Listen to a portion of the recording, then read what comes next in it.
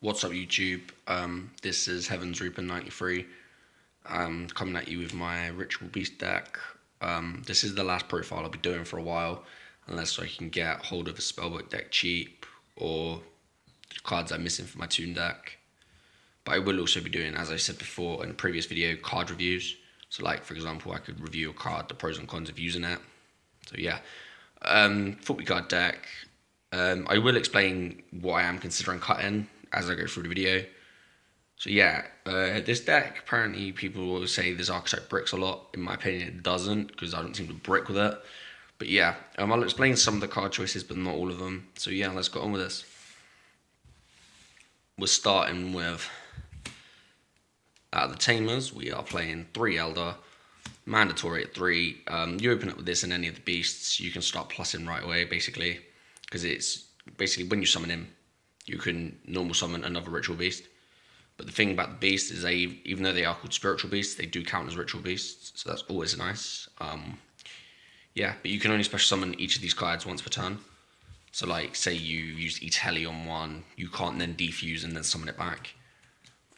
Play 2 copies of Tamer Wen. She is basically a monster reborn for the Banish Zone. Basically, when she's summoned, you can target one of your banished ritual beast monsters and summon it. So yeah, she's always helpful.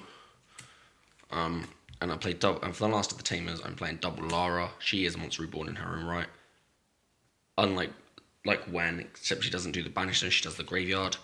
I don't play the pendulum cards because I don't quite understand the pendulum mechanics yet. So yeah, onto the actual beasts themselves. We are playing triple Canahawk. Mandatory at 3 again. It's your search of the deck. You can banish a ritual beast card from your deck. That includes the spells and traps. And during your second standby phase, you get it back. So it's like Gold Sock in monster form. 3 copies of Rampengu. I've seen people playing this at 2. I've seen people playing this at 1. I like it at 3 because it's another name, really. It allows you to thin your extra deck and then thin the actual deck as well. Always helpful. Next up, 3 copies of a Paleo. It just gives your monsters extra attack, and again, it is another name. That's why I do play quite high amounts of some of the beasts, because they are just extra names, really, and a Paleo on his own is an 1800 beater. And the one that I normally see played at 1, I'm playing at 2, and that's Pedalfin. Basically, it's a compulsory evacuation device in monster form, much like Kanahawk is Gold Sark. This is a compulse on steroids. You can banish a ritual beast card from your hand. Again, includes monsters, spells, and traps. Target a card your opponent controls and return to its hand. That is basically a really good card. I understand why people play 1. I prefer 2. I don't think 3 is 3 is a good number for that. 1 to 2 is perfect. That's it for the monsters. Now on to the spells. I'm playing 2 copies of Itelli. When this got hit to 2, it didn't bother me because I've never played more than 2. Because in my opinion, the fact I've only got a few targets in the form of the Tamers themselves, I thought 3 Telly was way too much. So I've always only played 2. 2 Bonds. I am thinking of cutting this all together because I don't really use it. I only use it to summon Gaia Pelio, which I may also cut as well.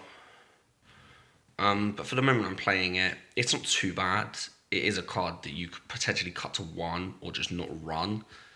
I mean, normally when I draw it, as I just said, it is for Gaia Pelio really, but if I cut Gaia Pelio, I will cut that as well. 2 copies of MST, self-explanatory really, no explanation needed. Now for the one-offs, I'm playing Soul Charge, Book, Foolish, and Sark itself. Pretty much staples in this deck. Soul Charge is for to bring back your Tamers and your beasts that have been taken out in battle. Foolish sends them to the graveyard, sets up Lara plays, Book of Moon, and Gold Sark, and another Searcher. If I cut Bonds and Gaia Pelio, I would probably put maybe 2 Call Haunted in, but I don't play that at the moment. I am also looking to get 2 copies of Ultra Wretched Dory if anyone has it for trade, which will replace the Gaia Pelios, but yeah, carry on with the video. Onto the traps, we're playing 3 Steeds. It's basically Regeki or Dark Hole, however you want to use it. If you control a ritual beast monster, you can stray monsters on the field up to the number I control. Always good. Yeah, 3 is mandatory for that, I think. 3 copies of Ambush. They really should give this a holo reprint, in my opinion, instead of it being common. But beggars can't be choosers.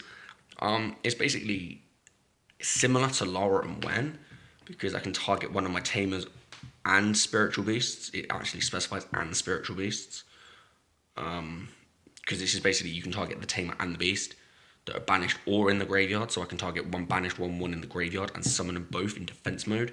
But I can't summon anything except ritual beasts, which is fine for the rest of that turn. 2 copies of the D Prison.